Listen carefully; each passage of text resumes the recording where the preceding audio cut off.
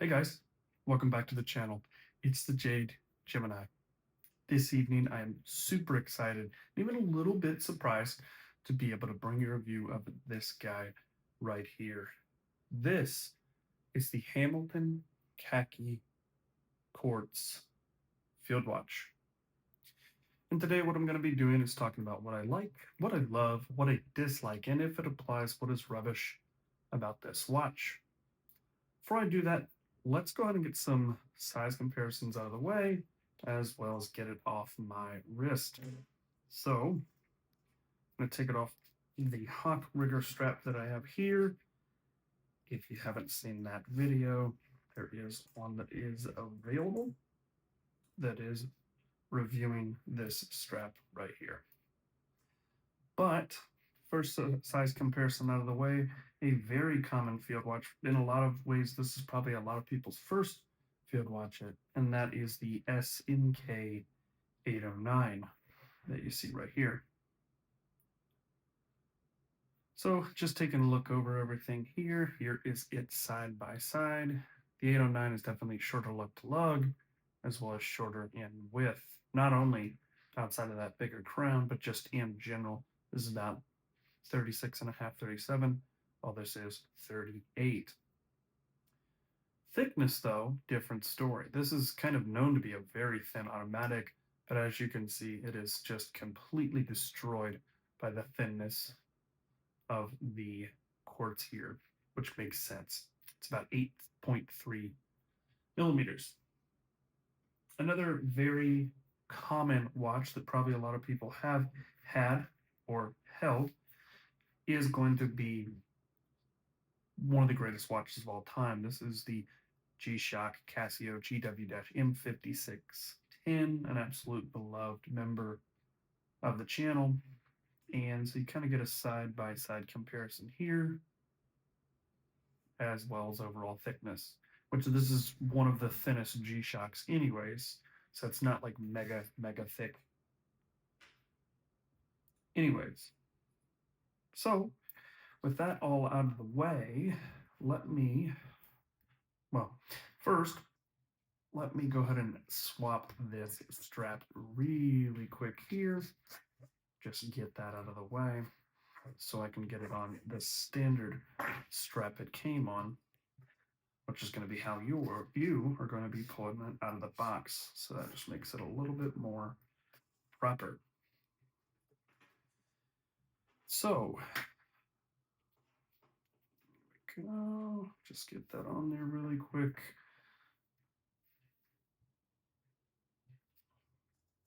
All right, perfect.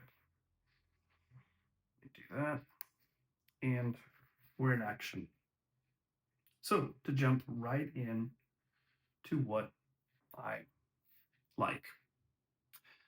So the first thing to like about this is, well, it's a field watch, and that's going to either be something that you like or you don't like, right? But this means a couple different things. One, it is going to be simple to read the time. It's going to be something that you can quickly look at, be able to tell the time itself within an instance, just get right to it. It's also going to be easy to distinguish even in lower light because you have this bright white off of the stark background as well on this navy blue model that I have here. It's absolutely stunning and gorgeous. So all things that are great to like. The next thing to like here is the fact that you do get a sapphire crystal, right? So this is something that is just absolutely fantastic as you wear this watch over time. One of my favorite things about a bead blessed finish that this comes in is it just looks better with age most of the time. All the little, if you can get it just right, all the tiny little dings, tiny little marks, tiny little scratches, right, just make it look better, which is kind of the case with this, except this, I scuffed it on a door right here, and it just kind of threw off that symmetry. But other than that, there's these little tiny here and there's that just look great. So you're going to get that patina, that unique fingerprint that you have, that you can see as you wear this, but the business end, the tool end, right, is going to be easily visible. Also, another thing to like is this is, if you're into tool watch, is about as tool watch as it gets. Tool watch through and through, right? All business, no luxury. But you still get some luxury because, well, it is Hamilton, right? It's a well respected brand that is an American brand that is Swiss made as well. Another thing to love is, as you saw, this is a 20 millimeter, which is nice, right? Very common size. Some of the sizes out there only come in 20 or come in 22. So a lot of the, just about any strap that you can find out there, you're going to be able to get because this is a ubiquitous size. So definitely a perfect thing as well. Another thing to like a lot about this is actually really high one up. The only reason I'm not putting it in the love category is the performance isn't the absolute most crazy, but the loom is pretty good. It's all over the place on the front of this. And let's see if I can reach up here and find where this switch is. Sorry. There we go. So hopefully you're able to, oh, that's right. Let me make the loom. All right, so as you can see, I hit it with that and it's starting to glow. It's got glowing on all the numbers as well as glowing on the actual little plots, and you have glowing on the hands as well. Now, there isn't one on the second's hand. I don't really mind that, but some could. You want to make sure your watch is running in the middle of the night. Um, you know, okay, fair enough argument, right? But this is better than I was expecting, right? I was thinking maybe it's just some little plots that barely you could see, and on the hands, and it being okay. But this is good. This is like a good 7, right? 6.5. I would say it's a 7 because even though the lume is not as bright as like a Super Luminova or a C3, or something like a Cerebrite or something like Ceramibrite, like from Rolex. Sorry, I forgot the name. You still get a situation here where there's enough lume, right, that in the middle of the night, once your eyes are fully adjusted, you're going to easily be able to tell the time through the entire night. So that's the big thing. That's the reason why, for me, it exists. But that sort of medium light level, right, that you're going to get that up into those 9s and 10s, even with watches that have less lume, right, like this, if you hit it with the 400 lumens from this flashlight, it's glowing a lot brighter, right? As you can just tell. And yeah, it's faded a little bit, but still it should be somewhere in between these two glow in the darks here. So something definitely to like, definitely impressive. Let's go ahead and get everything back on here and get this guy back on over here. Perfect. Okay. So all things to like. The other thing I do like is the sign crown here with the Hamilton logo. Simple but well done, very clean, well executed. The little Hamilton logo that is right here. Probably won't be able to see it the best because it is underneath the minute hand there, but as it comes around in the review, you'll see it in a little while. So all things to like.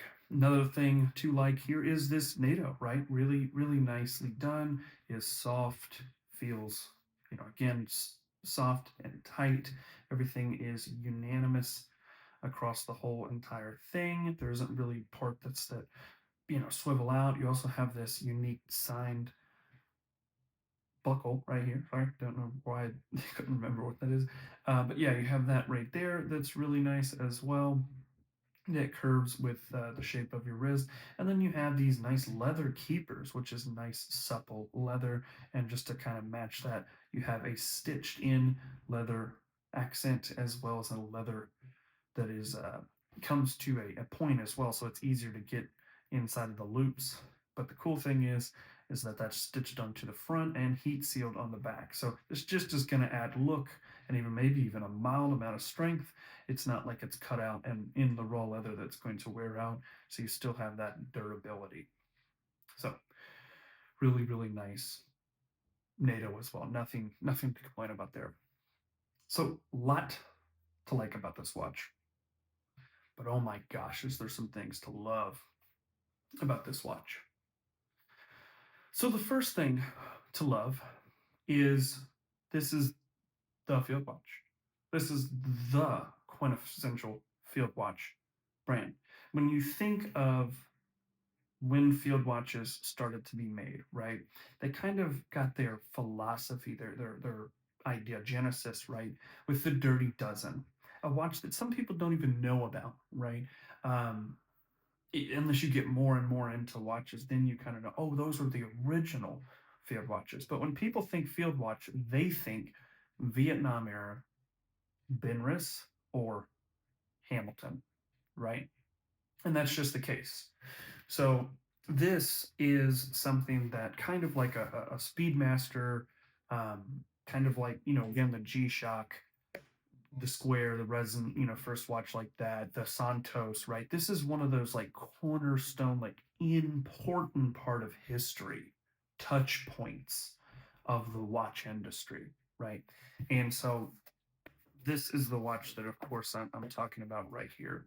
This and they make this watch, the mechanical version of the khaki here. The khaki field is what you can get, almost identical case, just a little thicker, big crown as well, but this dial instead of this dial. So you get the 24-hour military time, you get the smaller markers instead of this sort of pilot or mountain at the top, um, looking motif. So slightly different dial, right? But you get the idea here. But that was the 70s, right?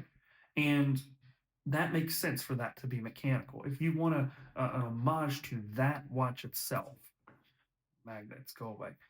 If you want a homage to that watch itself, then this makes sense to go with the mechanical. But to me, that watch is a little, again, fragile. It's an amazing part of history, but again, your hand winding it, even with the modern ones, right? All that stuff. So then you go into, especially this is cool because Black Ops 6 Call of Duty is out while you're watching this video, and they just launched season one, right? So it's just started, and it's all about that 80s, 90s operator commando, like super duper cool, right? So then you get into like the 80s, right? Where they change things to what? To quartz, right? And so there's some mechanical, right? But there's also some quartz Hamiltons that are out here during this time, kind of a mix of both. So as you can see, now you have this presentation of this little khaki font here at the bottom that is added in, like this picture right here. You even have the awesome co-branded LL Bean Hamiltons as well, as you can see right here. That again was during that 80s and 90s time frame, really kind of, again, bringing the field watch to the masses even more so.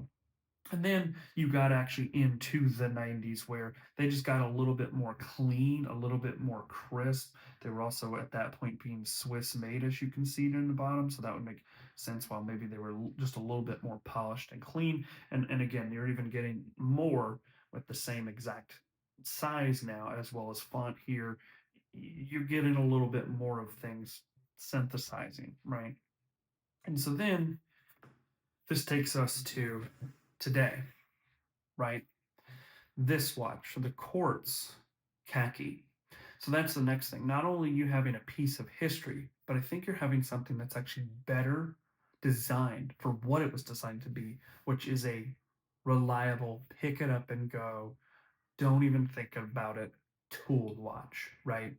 And here's the thing with the new mechanical, that well, it's not even that new anymore. It's been out for quite some time now. There's all this thing about throwaway movements. There's this thing about, them using silicone, escapements and parts and mem parts and all this little stuff, just trying to get you some close-ups how gorgeous this thing is while I'm talking and blabbing. But I digress, right? There's this idea that, oh, am I going to overwind it? Or I wound it for 2 months and then it broke and then I had to send it back to the swatch group. And are they just going to throw everything away? Not the case here. This is actually better. I like this more, right?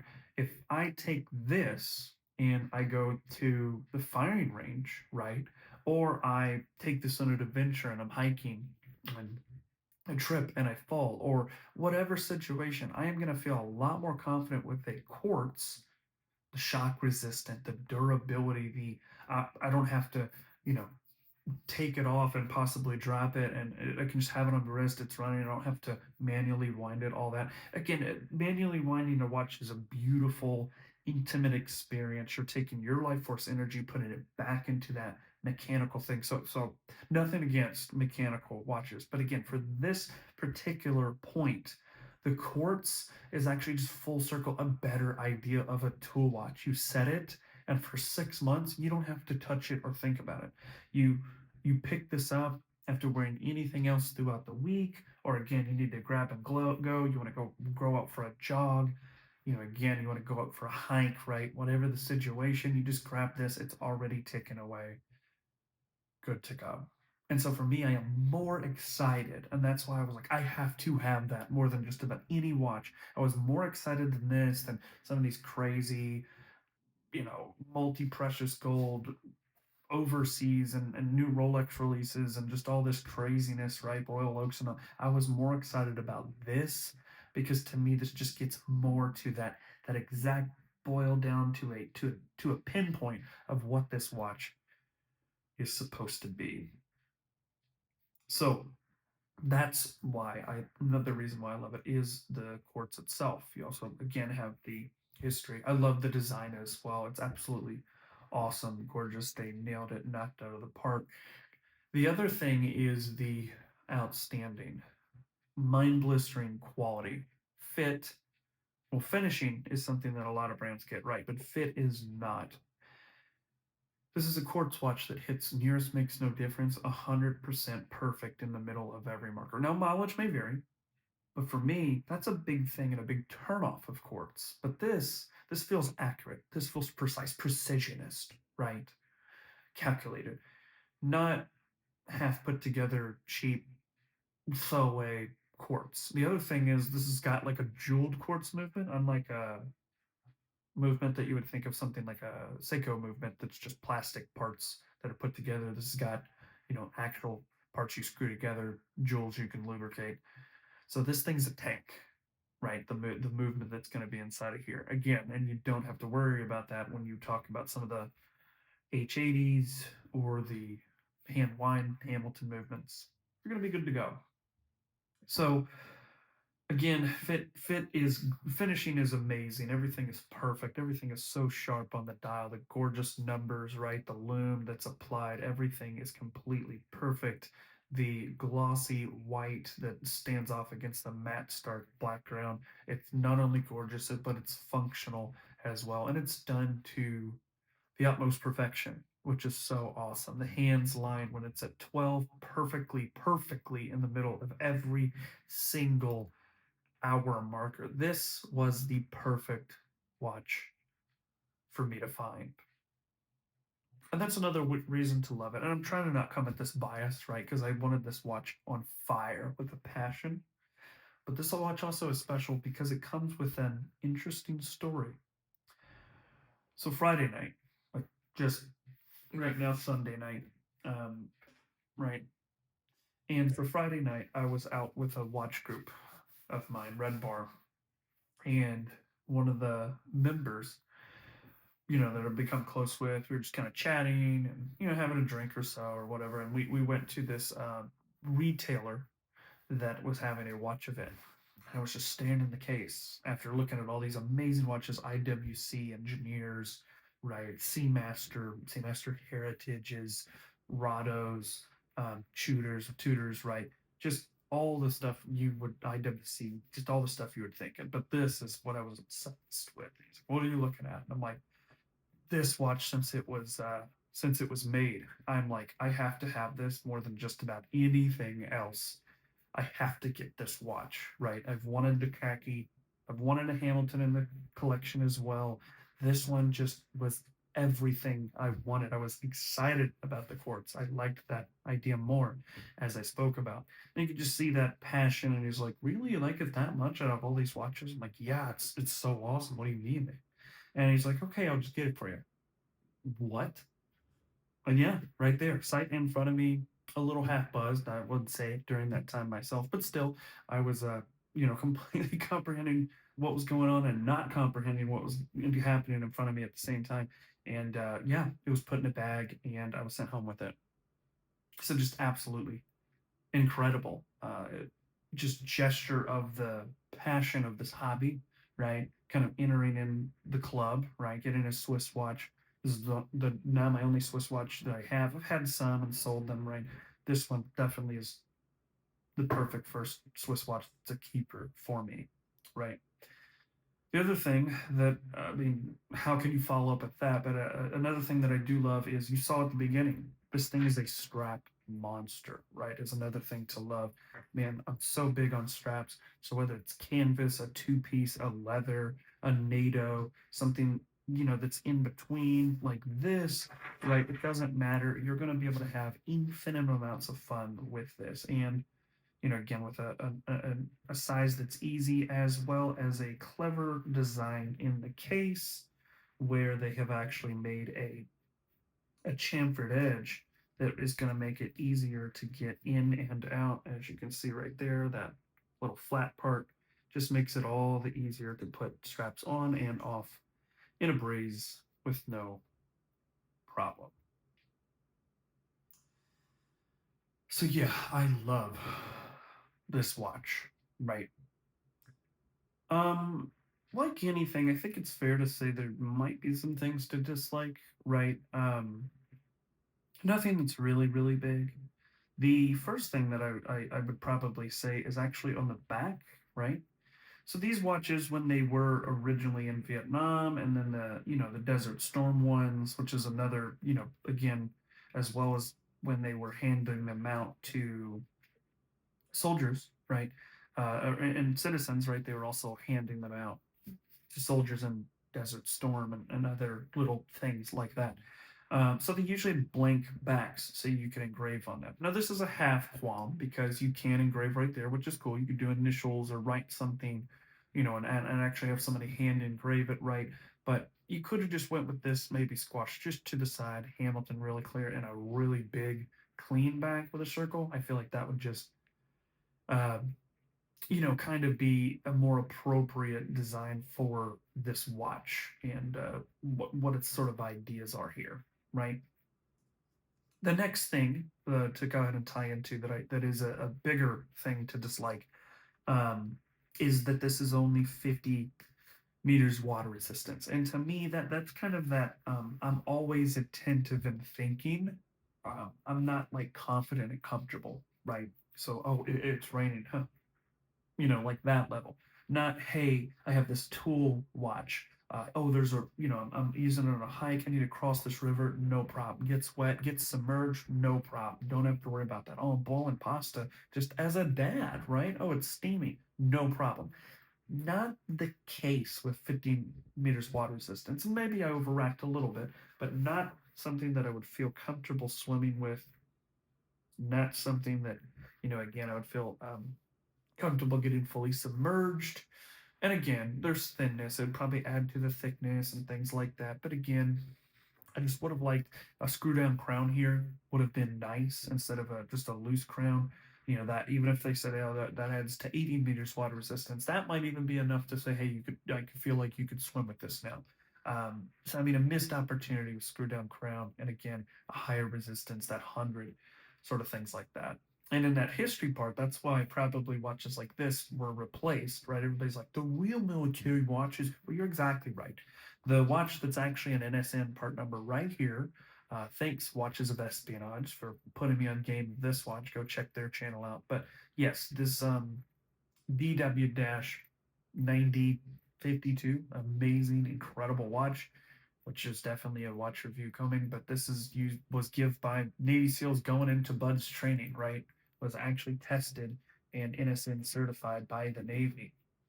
And so even though this has a fa- sort of fantasy for sort of theater, the whole idea of it, the war stories and grandpa that fought in, world Vietnam or Desert Storm or the people that were had watches made by Hamilton back in World War II, grandpa, all that, again. people, if you're going to say in the comment that's not a real field watch, get a G-Shock. Okay, well, I showed it off, right? But this is a part of history. This is something that is cool, and this is something that is still a tool. And I'm probably it would fare better than I'm giving it credit, probably because it is a gift that was given to me. It is something that is kind of a mini dream grail watch of mine that I wanted to check off the list. And it is Swiss made, it's Hamilton, and it's a perfect one with everything aligned. I'm like going to be that nth safer in every single thing I do with it. But at the end of the day, it's a tool watch, right? It's meant to be used, meant to have stories, meant to get some wear and tear on it, and everything. Rubbish. There's nothing rubbish at all about this watch, right? And that kind of brings me into this full circle that I'm so insanely happy to be bringing this review. Not only because I'm passionate and was riled up when this came, like, man, I want to bring a video of this to my viewers, but also I just wanted this piece of history to be mine. And boy, did it ever come in an interesting way. And is now one of the most valued watches that I have up there, right with my Alchemist, as well as my TGV Fieldmaster that I was given as a gift back once I purchased it from someone. Now this is in that club, and it just wears so well as well. So, hope you guys did enjoy this video. If you did, please go ahead and give it a like as well as subscribe, as it helps the channel, and we are ever closer somehow, some way, to 3,000 followers. I can't believe that, and I humbly thank you guys for watching my videos and continuing to stay subscribed and actually enjoying my content. Some of you, I mean, that's insane. So thank you so much. Of course, I love when you guys comment, fellowshipping with you guys, answering any questions that you might have as well. Of course, I can't thank you enough for taking time to watch this video, and when there's so many other great content creators out there you could be watching right now. I hope everybody has a great evening. Take care. Stay safe. Peace.